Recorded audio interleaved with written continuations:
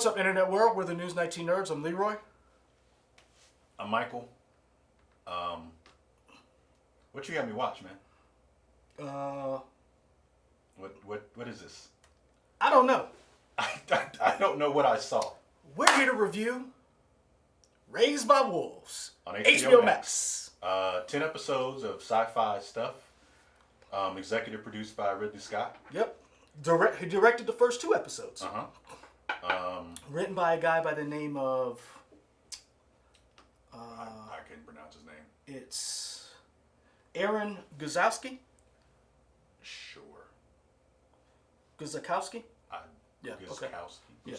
Supposedly he wrote the script, gave it to Ridley Scott, and Ridley Scott was like, I'm in. He's like, yeah. He was like, this is up my alley. Sure is. I mean, at this point, it's been out for a while. I feel like we can start with spoilers if you want. Well, I guess let's do a recap, like for Okay. people who are maybe not have watched it. Like, I watched it. I had time to digest it. It took us a while to watch this. It did, because it's intense, and I don't know where it was going at points, and it deals with a lot of concepts. As I've said before, I enjoy sci-fi, but I'm not a diehard sci-fi like you. So this was a lot for me to grasp in terms of what was going on with AI and religious metaphors, and it threw a lot at you. it did. I think now, having a few days to settle with Whoa! You got the tracking number? It says it shipped. Oh. So you guys can definitely date when this happened. I guess that's your PS5? Yes. Leroy has They PS5 just said shipped. Your package has shipped. Wow. So you guys will know exactly when this happened. Whenever we put it up on YouTube. Oh, this was this day because the PlayStation 5 hadn't come out yet. But anyway, that means we got to get this one up. Yeah, basically, yeah. Before it's super dated. Yeah. Oh, look at that. our king. I'm Our sorry. King, yeah. You blasphemed our king over here with the PlayStation. Oh, I'm sorry. I'll never do it again.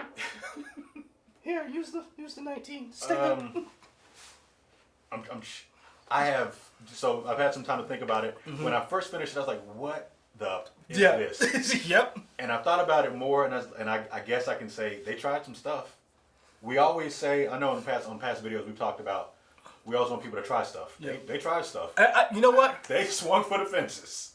Woo! Okay, so Raised by Wolves is about. We'll do a little synopsis, and then we'll get into spoilers, because at least if you're watching this video and you're just tuning in and you see us and you're like, what are these two Negroes talking about? We're talking about the HBO show from Ridley Scott called Raised by Wolves. 2 androids, synthetic life forms, leave a barren planet that was embroiled in civil war between atheists and a religious sect, and they come to this planet to restart life. Kepler 22b. Yeah. He even kept his little... You got one too? That was from CNN. Oh. I'm looking now that you said it. That was not about PlayStation 5. That was from CNN. I bet when you saw it was CNN, you were like, I was like, yeah. You were like, oh. That's not what I wanted to see right now. Where's my system? You were like, I don't give about the world. Tell me what this PlayStation is. PlayStation at? So, that's how we start. The opening music I thought was very operatic. Operatic. Yeah. I thought it was really nice. We're introduced to Kepler in a barren area, but we do find out throughout the show there's a tropical zone. There's a more tropical region, which kind of like if I had to compare it to something else, it's like Arizona. Well, I wasn't going to say a specific place, but like a Goldilocks planet of some type of place where maybe conditions are a little more favorable. Oh, you went. Yeah, okay. that's what I was thinking of. Bravo! I'm talking about Arizona, idiot. What are you talking about? I thought you were going like arid. There's some vegetation. No. It's hot in the day. It's cold at night. Like, that's Arizona. No. I had a specific place in mind when I saw it. I was like, oh, that's Arizona. Okay, great. When you said Goldilocks planet, oh, look at you. Talking about, I don't watch sci-fi, but I know the term. Shut up. Keep going. So we start with mother and father. Hello, mother. Hello, father. I wish we had put that other video up for that same joke you did then too. I did that one then? Yes, you did. Oh, man. That's how you ended it. Oh, but we don't so, know. That video got lost to time. It did. I have no idea. It's probably on that other card that I tried to fix just now. Maybe. And that's how the show starts. Yeah. We know nothing about the other religion. We know nothing about the fact that we learn throughout the show that the androids are atheists. Mm-hmm. And then we're introduced to these children, and that's where it gets weird. It does, and child actors are always kind of iffy to me. Mm-hmm.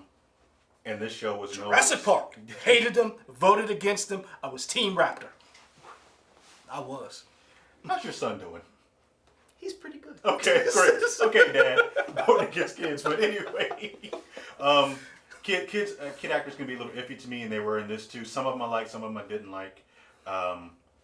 And there's one kid, the kid who plays Campion. And it's not even him; it's his voice and his affectation, the way he speaks. Something about it I didn't like. Really? And that's just who the kid is. No offense to the kid, which obviously sounds like I'm picking at the kid, but just something I couldn't. Sounds like you're bullying him. It does sound like it. I'm not trying to. Just something about the way he talked. I'm being one of those jerks. Something about the way he talked, I couldn't vibe with everything he was doing. But I mean, it is what it is. The show starts like the first 40 minutes of the first show is kind of completely different from the rest of the show. Oh yeah. And I kind of like that first 40 minutes just because I was like, where are we going? This is interesting, and who we're gonna meet, and then the show kind of veers into something else. It really, so we start with the show, and this is the part where I was like, okay, let's see where it goes. But there were certain things about the show, even as it begins, I was upset because sci-fi, I have a problem with sci-fi when it doesn't do the things that science fiction, in my opinion, should be doing. So perfect example. Before we as a species, as humans, go to Mars. We hadn't been to Mars yet. We've seen rovers. You know, this is an advanced civilization, and I always was upset that they did not scout the planet more, or didn't have more things to help them cultivate the planet. It seemed very haphazard. And especially when you're dealing with children. That really kind of bothered me. To me, I took that as Winta McGrath, that's his name. Yeah. Winta. W-I-N-T-A. I've never heard that name before. Campion, which also was a weird name that I never heard the word Campion. But Neither whatever, have I. that's cool. So I took that as the situation was so dire that they didn't have a chance to send scouts. See, they were just like, we got to get you out of here no matter what. Like normally we would send a recon party. We ain't got the time. But see, this is the thing I guess that bothered me the most was I felt as if there should have been more information about this planet, considering we knew in the first episode the Mithraic, who is the religious sect, were showing up. And I guess that's one of the things, and I guess it really is a nitpicky thing, but it goes to a larger problem I have with Ridley Scott in the sense of this is the man who created Alien, or did Alien, who's done so many different movies. And it seems like those little details were not lost on him early on. And now it seems to be this is just a vehicle to get to his Christian, allegories or whatever it is that he, like, it's almost like he missed those little things. You didn't watch Alien Covenant, but that bothered you fill in the blank, whatever expletives you want to use. Alien Covenant's the same way. They're going to a planet, they get a distress beacon, they're like, hey, let's stop going to the planet we mapped out, and let's go to this new planet. Don't send a scout down, don't send nothing, just stepping on stuff. So they just went to the planet? Yeah. I didn't realize that's what the story was. I thought that was the planet they were going to. Oh. Yeah. Dude, you have to. Now that you've watched Raised by Wolves, you could watch Alien Covenant because it's basically. Yeah. And you're gonna be mad. The people out there, I want to hear from you. If you've watched this show and you've watched Prometheus and Alien Covenant, how do you feel about Ridley Scott using these, overlooking just minor details? Like you have this massive amount of technology, and you just pooch kick the easiest thing. Also, we ain't got drones in the future. Dude, they don't have a lot of stuff. That's what I was But like. To me, I feel like the religious group and the atheist group. I mean, are we doing spoilers yet? Oh, we can get into it. Okay, because the Mithraic group, which is kind of like, I think both Ridley Scott and the guy have said Aaron, it is like an allegory to Catholicism. Yes. Yeah. So the Mithraic group and the atheist group, I think they've just destroyed each other so much they have barely anything. I guess that really kind of bothered me because it didn't go into that. Like those are the little things you talked about this. So would you have liked to have seen more of the war? Maybe Not just more of the war, but more how we got here. Okay. Because then that would have filled in the blanks of why you don't have certain things. Okay. Just a little thing, because I'm trying to remember what video it was, because you brought up a very good point. It was something we watched. You were like, I can't get past X just to get to this point. And I'm trying to remember what it was. You guys probably know better than me. Y'all remember you said that. I said something good. That's for everything. No matter what it was. I said something good. Keep going. But you were right. And I was like, as I was watching this, I was like, I really want to like this show, but I can't get over these little minor details of how this war started. Why are we... And just the little things throughout the show. Not just in the first episode. That I felt like these are things you really need to give us to make this world more believable. Which I did think they got towards the end. Mm-hmm. Once we saw Travis and Sue. No, hold on, I'm sorry. Marcus and Sue. Marcus and Sue, yeah. In real life, Travis Fimmel. And once we saw their backstories, we got a little bit more. Mm-hmm. But I still feel like they did not do enough world building to get us to the point of realizing resources were dwindling, how we got here. Yeah. So overall, what would you rate it? Out of what? We're going back to 5? Yeah. I give it 1.5 mothers. Okay. I'd probably give it 2 liquid explosions. Really? Out of 5. Why do you rank it? Why do you think you rank it higher than I did? I think because you know sci-fi more, so maybe some of the themes didn't hit with you as well as you wanted to. No. To me, nah. I was just like, all right. Looking back on it, there were some things that I liked that it did, and maybe I'll say 2.5. 1.5 for me. Ridley Scott do better. Let me tell you, killing them kids. I stopped watching it. Holy sh! Who? I guess we are in the spoilers now. I was not ready for that. I mean, Game of Thrones kills kids. But out the gate? They wanted you to know. Son, Game of Thrones at least waited till the last episode to push a kid out the window. There were 6 kids. Son. Down to 1. Son. In the course of 40 minutes. And this is the thing. So Campion, at least in the first episode. Out of the 6 kids, Campion was the runt. He died, and then we saw mother and father argue a little bit about we need to recycle him. Mother's like, wait, and I thought that was a very intimate moment. Mm-hmm. I thought that was great. And then as the show went on, you started wiping them out, and I was like, yo, yeah, that's a little much. And then we got more kids throughout the season. Yeah. But man, when they were offing them kids left and right, like when that one little girl left, I was like, yeah, she gone. Son, Tally, yeah. And I hate to be this guy, because you're like, oh, I'm a new father. I did not know that was gonna affect me. I really did. Like when that little girl started walking around, I was like, ain't nobody. Did she go into the pit? I don't know. Until this day, 10 episodes later, I still don't know. I don't know if she just disappeared. Son, she went to the pit. I don't know. I was so upset. And honestly, it took me a while to keep watching it because every episode was something new where they were like, yeah, is this kid going to make it? Find out next week on Raised by Wolves. Yeah. I was like, yeah. Whiskey Tango Foxtrot. The thing that I liked about it, which I thought was kind of interesting, I don't know if I'm sure it's been breached before, but the show kind of starts off with mother and father, the androids, mm-hmm. and Marcus and Sue, mm-hmm. The atheists pretending to be Mithraic people, being on opposite sides. Yes. Or at least that's how it sets it up. But I feel like there's a lot of similarities between both groups, and I wonder if that was what Ridley Scott was trying to get through all along, that maybe whether you believe in atheistic views or you believe in a higher power, there are a lot of similarities between the two. I think there was some of that, and that's where I said I have a problem with the world building, was because I felt like in the first episode, we see Travis Fimmel's character, Marcus, meet mother and father. They're the Mithraic, the space Catholics. And I hate to say that, but it's like, if you hadn't seen the show, or if you're watching it, it's the easiest way to describe who they are. They're basically space Catholics. And they're ruthless. This ain't like New Catholicism. This is like Spanish Inquisition.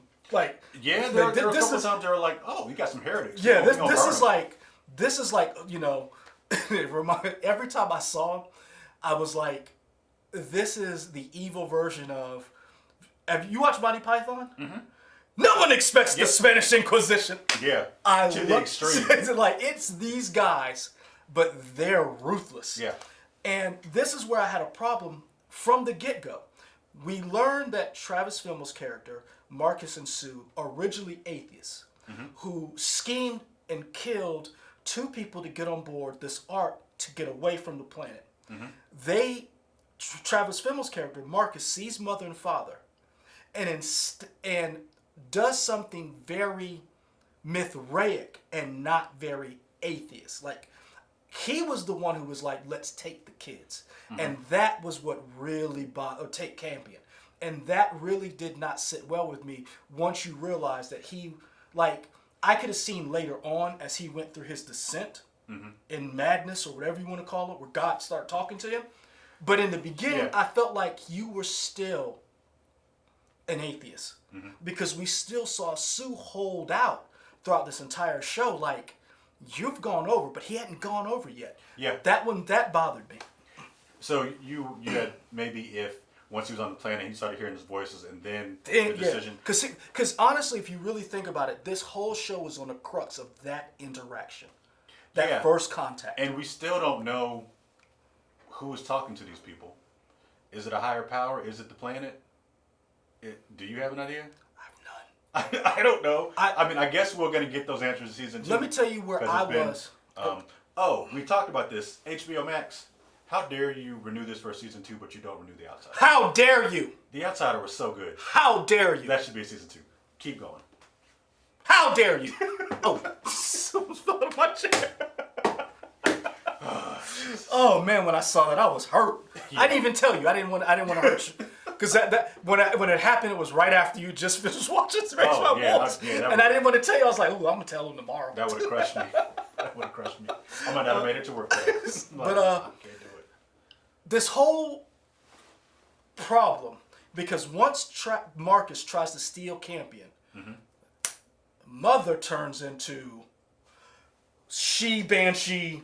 So we're talking about the stuff we don't like, the stuff we do like. One thing I do like, the special effects of seeing her turn into this necromancer and destroying people, it was great. It was scary and great at the same time, and it was just like, oh gosh. That was actually that effect was very well not done. only that, the screeching, because you heard it before you saw her, and then you were like, that's when you have that moment where you're like, oh man, I gotta change my little Mithraic underwear. Yeah, pretty much. Because you were like, and that's the one thing that I loved about it. This whole using androids as weapons. I like that part of the world. I really wanted to know more about. Like, how did you get to a point where you were literally creating robots to vanquish, you're wiping people out? And there's not just one of these things. Like when we saw the planet, there were a couple of necromancers. Yeah. And it's interesting that they have multiple androids doing different things. Like you have the necromancers, but you also have Father, who was essentially like a service droid, service droid or whatever. So it was just interesting that they had so. And then when we see the Mithraic later on, we saw the 2 black women who were hanging out, and I don't know what that relationship was, because that one guy who was like head Mithraic or whatever, he had 2 black women, and like, one of them were they his concubines? I don't know, but one of them was like badass. Remember when he was like go, and she was like T-1000 in the woods. I'm like okay. That's when I was like, okay, maybe we have something. Because that whole thing set off a chain reaction. Because she did not kill Marcus. Excuse me. She took his ship. Mother. Yeah. Mother didn't kill Marcus. She knocked him out, took his ship, and destroyed the Mithraic arc. Like, she went in. That whole scene with her and them on the other side, it reminded me of Rogue One, Darth Vader, Rebels. Because they were like, we not gonna be able to kill her, but maybe we could We just slow her down a little bit. Yeah. Man, I was like, yeah, y'all were effed to the A. Yeah. Cause where you going? And then how ruthless she was. And she was like, "You will help me." He was like, "No." Yeah. It's like, yo. Yeah, because she essentially reprogrammed. Did she reprogram him or did she? You talk about father? I'm talking about in the room when she blew up the ark. Oh, Remember that one sorry, guy yeah, who was still alive? Yeah. Because the whole thing was, mother wanted Campion to stay with them. Father was like, "We're decaying. There's something wrong. Something's going on with this planet." Yeah. And when he said, "I'm going to reach out," and he sent the signal, mother was like, "Shh." Yeah. Yeah. And she shut him down. And I really, there's some things I loved about the show. You mentioned the two couples and their relationship. I love the lack of communication, which caused all of their problems. Which seems to be a standard trope and stuff anyway. If people would talk more, and I guess it's part of, you need them not to talk, or else how would you have a story? But it does seem like, just talk for a second, and you can fix so much stuff. You can cut this down to 4 episodes, maybe. Just talk. Son, I was like, how you gonna kill him? And then, hey, you fell. Yeah, and he took it like, well, I guess I was malfunctioning kind of thing. I was like, oh man. But that whole interaction between her and Marcus is basically the whole setup for this entire show, because now she felt, because you tried to steal Campion, she went and destroyed your entire setup. You're now, she took, and then she found children on the ark, took them, brought them to raise, and was like, "We a happy family now." And it's step by step.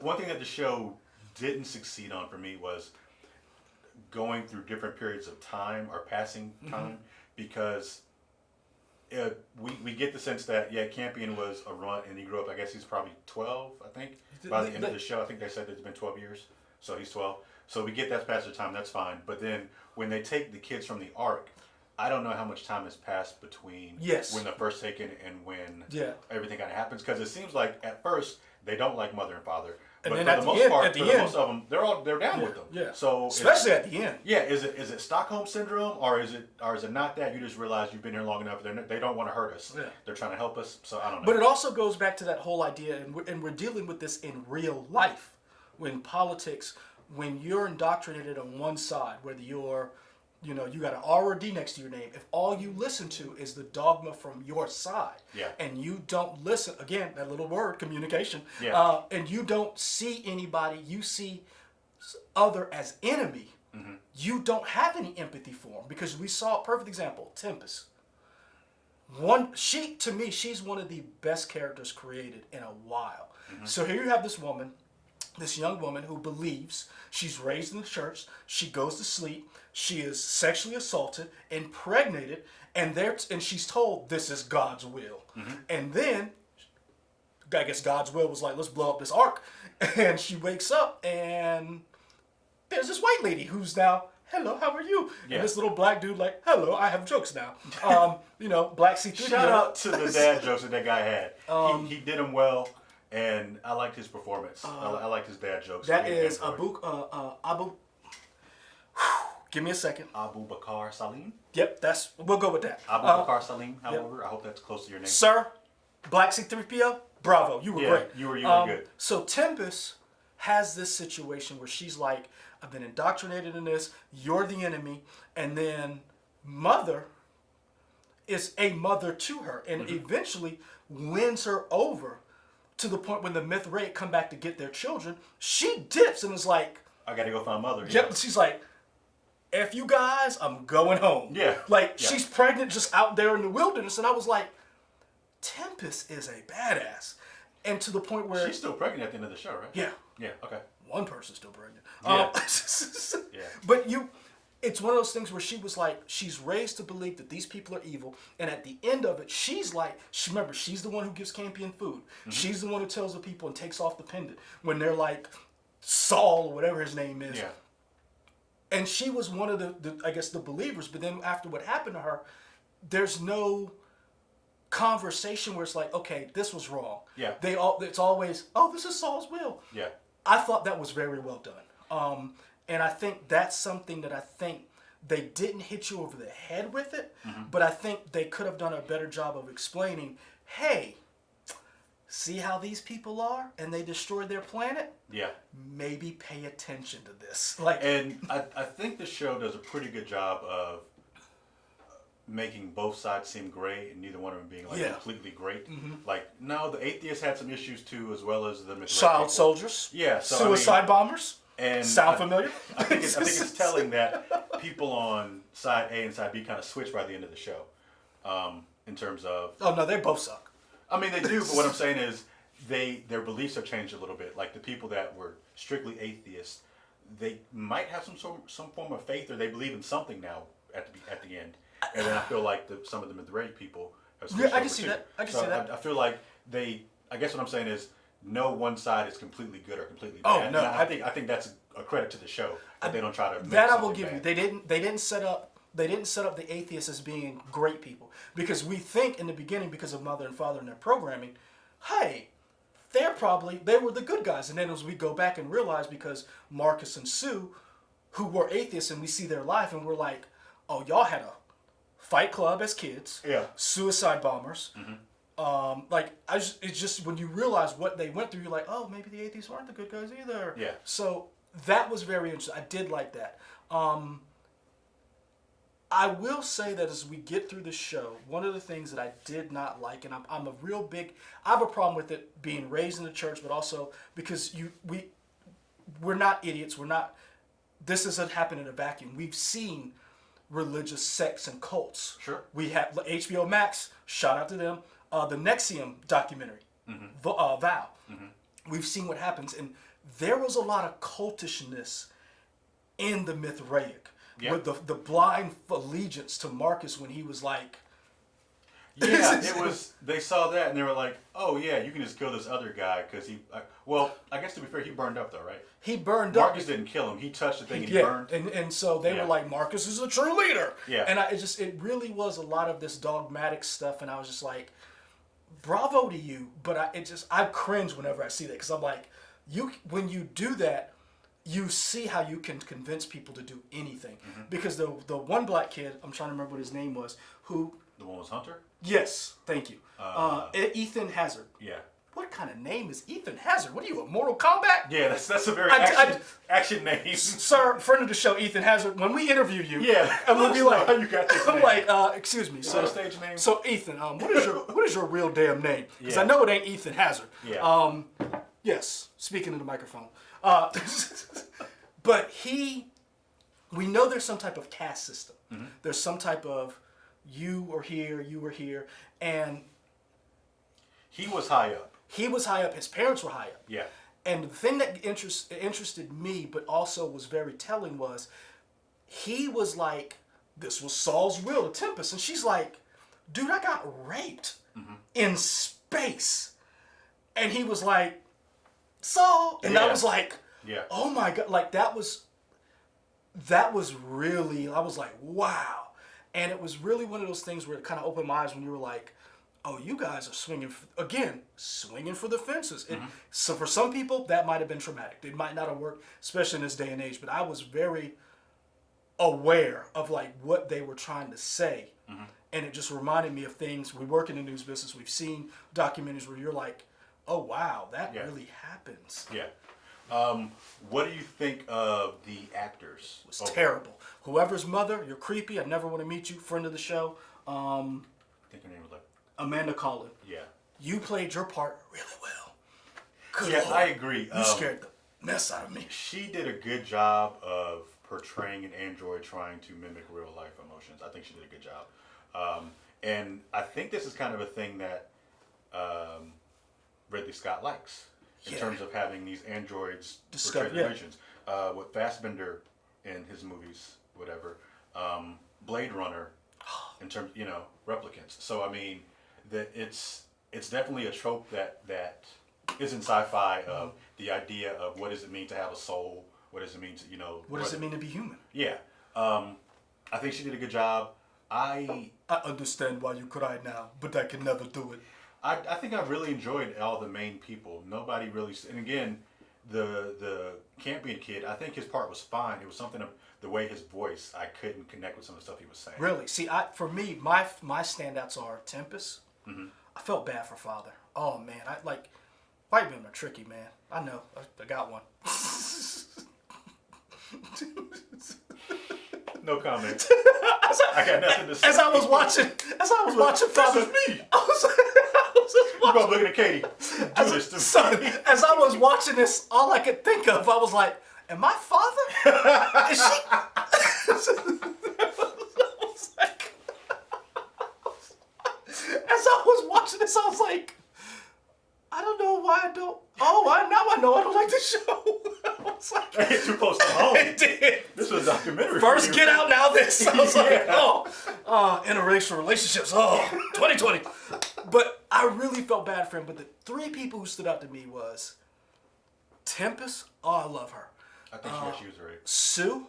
Tempest, we should give her a shout out for her Oh, real my name. bad. Jordan Lugren?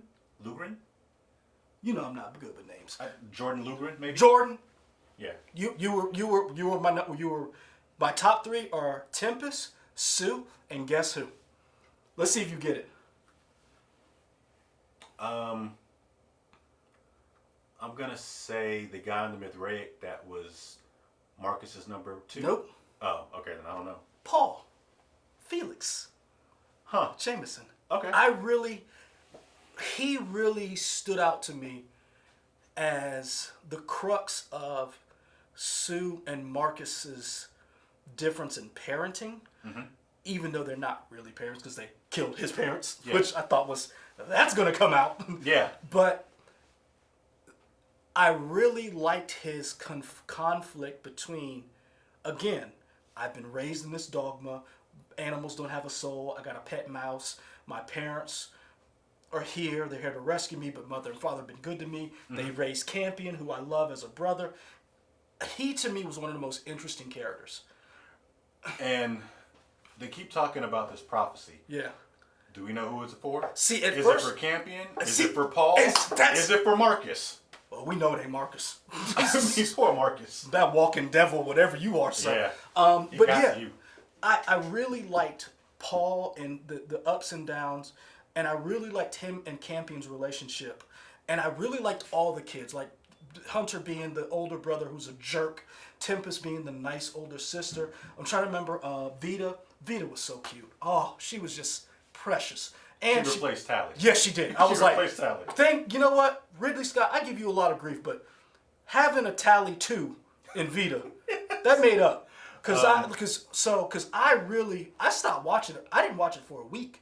After, remember when the original Campion, she went back to the pod, discovered her memories, and Campion gave her a fake baby, and you didn't know it was fake, and I was like, click.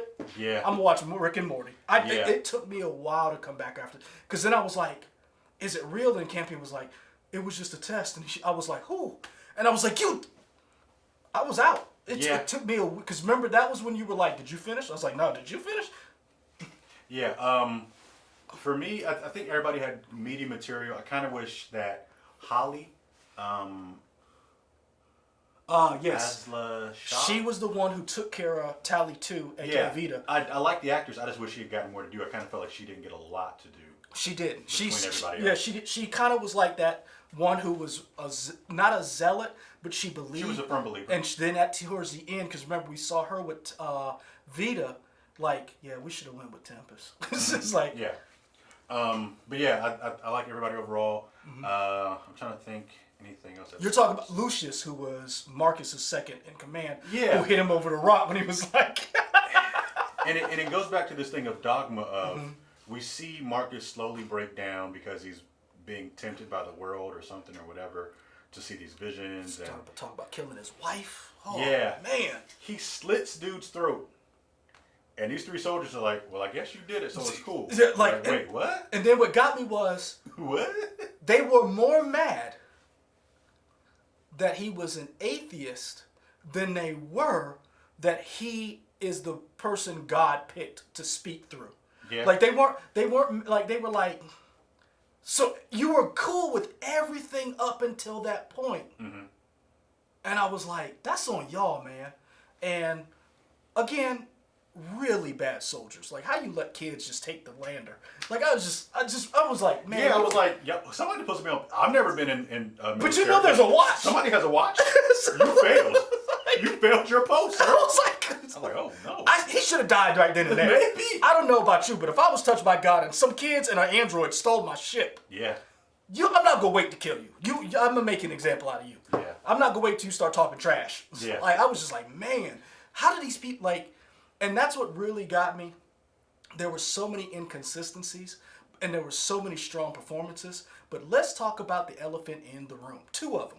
Oh, which one are you talking about? I'm talking about Campion and the holodeck sex that led to. See, we can talk about it. This is some sci-fi stuff. This is where I texted you. I was like, how did this she jumped have the a shark. baby? So this is what Ridley Scott said. You had a baby. I'm just gonna tell you what Ridley Scott said in the New York Times interview where they interviewed him. I said interviewed twice. I'm sorry, y'all. That's fine. I'm not good with English. Words escape me. Where is it? Hold on. Because our computer doesn't work right. While you look for that, a thing that bothered me is sometimes people would just. It seemed like their motivation was off, and it switched just to suit the story or to move the plot along, but it didn't necessarily follow the story. Like Hunter, we talked about him being a jerk. Yeah. And I kind of wish there were more scenes of him slowly changing because Yes, he does change. it seemed too quick. It seemed too quick for him to Consider want to have father dead, and then now you're upset. You set him up. It's like, yeah, he died because of you. Yeah, and it's like it really didn't. There was that moment where you didn't get to see the effect on what these things had, because it wasn't like, because he was a believer, and like where did the change in your mindset happen to where you realize, oh, I'm on the wrong team? And it seemed like maybe you can make the argument that maybe him seeing father in almost like that vegetative state, kind of just doing. I shout out again to Abu Bakar Salim and this Morse code thing that he was doing. Space Leroy. That. Dang. I hope my wife never watches this show. Yeah, or this video. Shout out to Space Leroy.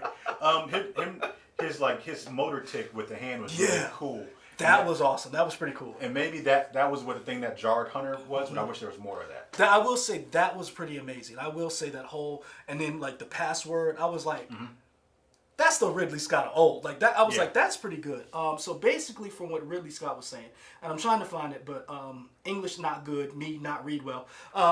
Basically, when she had the holodeck sex with the original Campion in the pod, she downloaded information because supposedly Campion's whole mission was using the embryos as training devices to teach her to be a mother, so that the original thing was that she could carry a real child to term to give her that experience. However, as they were on the planet, she basically is like a 3D printer.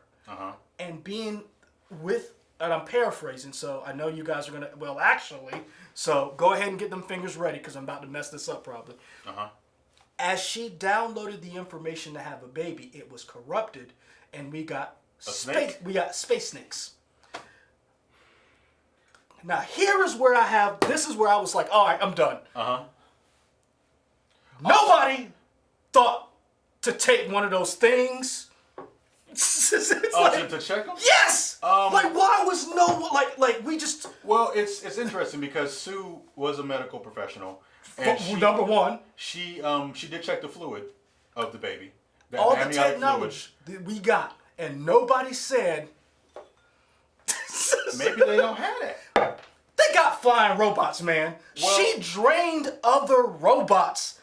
I mean, maybe that technology was gone, so that was the reason you didn't have to work. Yeah, it is. It does seem like a leap in logic of. She gave birth out of the mouth to a space snake. I was done. Yeah. And I understand this is all their allegory of mother and father are Adam and Eve. This is their, like I get all of that. I was like, just come on, man. Also, this space snake that came out, are those the same snakes that we saw? Supposedly, yeah. So basically, so is this a cycle where people come and give birth and then they supposedly snakes according to the interview, hold on. We also didn't talk about, I guess there were humans on the planet that devolved? So okay, here we go. Here it is.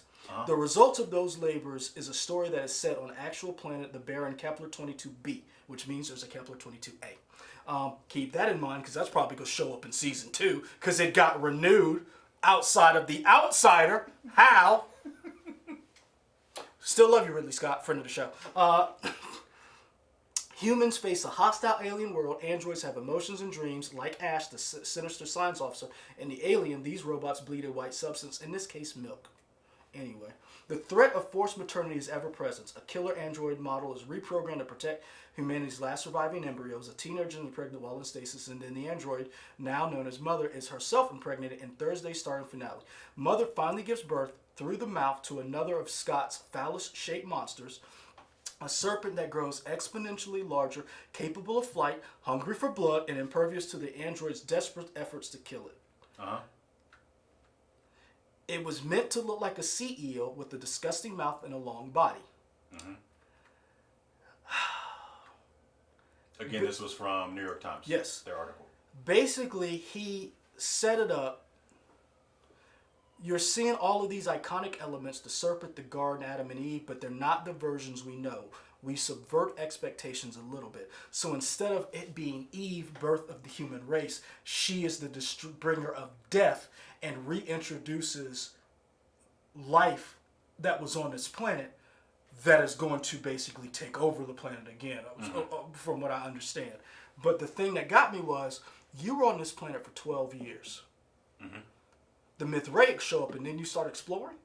You didn't know that these little human-like things were running around. You didn't know there was a whatever that thing was that was hiding, and you didn't notice nobody tracking you. You didn't check these caves. Yeah, it does seem like nothing was really happening until the Mithraic came.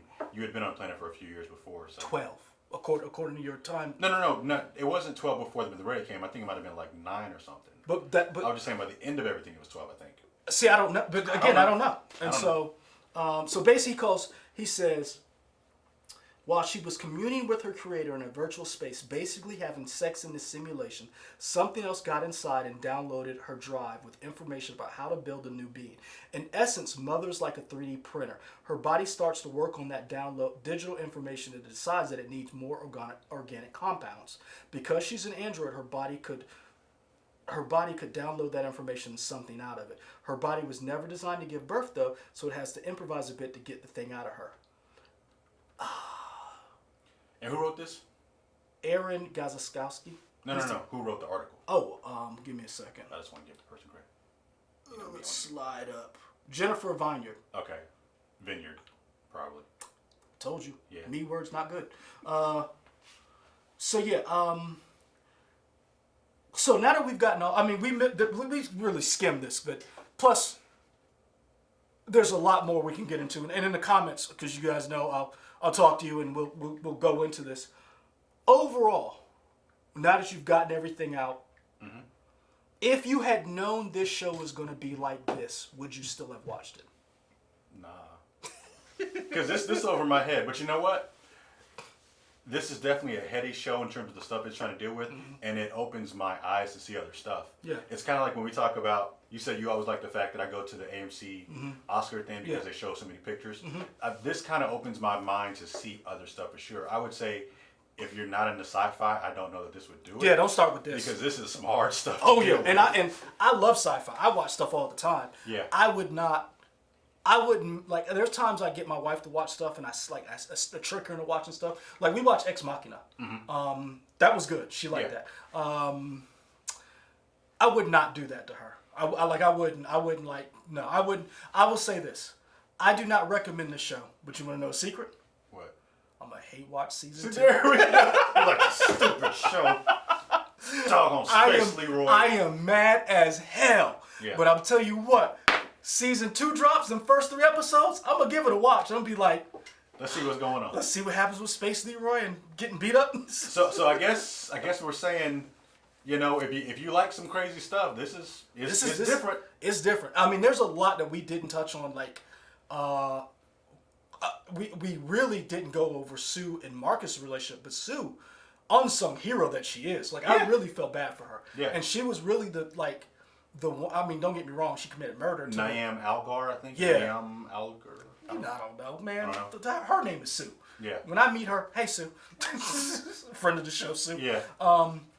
I really liked that their whole getting used to this, the body, getting used to the skin itches. It reminded me, remember in Face Off? Yeah. Remember he was like, my skin itches. Like it really reminded me of that. I really enjoyed her character arc. Okay. It was a hard watch. Now maybe with the kids growing up, I can get over that. Because again, my kid is 5 months, so like, that was hard for me. I'm not gonna lie. I didn't expect it because I've watched movies with kids and I cheer for them to die all the time. Until 2020, I was like, oh, the fake baby almost died. I was like, oh, I'll tell you right now, Jurassic Park. Remember when they climbed on the electric fence? Oh, that's the best part of the movie. Oh man, When he gets zapped off, I like every time. I was like, oh, when the Velociraptors opened that door and she was eating that, I was like, get her, get her. My favorite movie with kids now. Do Jurassic Park, when the dinosaurs get loose and they just start eating people. Remember when the assistant, she went up in the, oh man. I felt bad for that lady. I did, but I was like, man, she didn't have to go out like that. Oh, she didn't. But man, I love the little dinosaur. See, that's what I like, the chaos. Yeah. That's what I'm hoping. Look here, Jurassic Park 7, whatever you are. If I don't get dinosaurs. Isn't it called Dominion or something? Whatever, I don't know. If I don't get Domination? dinosaurs, I don't know. eating people off the street, hiding trash cans, coming out of garages, if I don't get people speared by triceratops and velociraptors coming off of people's houses. You know this is probably not going to be R, right? That's what I need it to be. Okay, this is. I need it you to be. need to go play Primal Rage. I need. Ooh. Yeah, go find Primal Rage somewhere and play that. Son, game. oh, I missed that. Like I need this to be combination Dino Riders. Cause that's the best part of Jurassic Park. Yeah. It really is. Okay. But yeah, Raised by Wolves. Yeah. I don't even know what to say, man. I mean, that's it for us, y'all. You know. I'm sorry I made you watch it, but I needed somebody else to talk to about it because nobody I know watched this mess. As you can see, we are on a slow time schedule, so hopefully we will finally do a review of Lovecraft Country eventually. We still need to do a review of Umbrella Academy Season 2. No comment. Yeah. There's some stuff Leroy needs to watch before we can do that stuff, but eventually we'll get to it. We'll get to it. Yeah. So, if you like this foolishness, I don't know why, like, comment, and subscribe. We really do want to hear from you because this is a show no one we know watched. We hate watched it. We forced ourselves to finish it. It asked a lot of questions. It asked a lot of you. We have some criticism, but we want to hear from you. Yeah. We want to know how you felt. Did you really like it? Were you like out after episode 5? You know, the holodeck sex, and or were you like, I literally was watching this. And I was drinking a beer, and I was like, okay, I need to put this down. What the hell just happened? I need to pay attention. I need to pay attention. Yeah. I was like, no more alcohol for you. Yeah. She giving birth to snakes. You can find us here on Twitter. Nope, that's not where we are. You can find us here on YouTube, but also find us on Twitter. If YouTube is working now. Yeah, it was kind of messing up earlier. Yeah. Also Twitter, Instagram, Facebook, WOTX.com.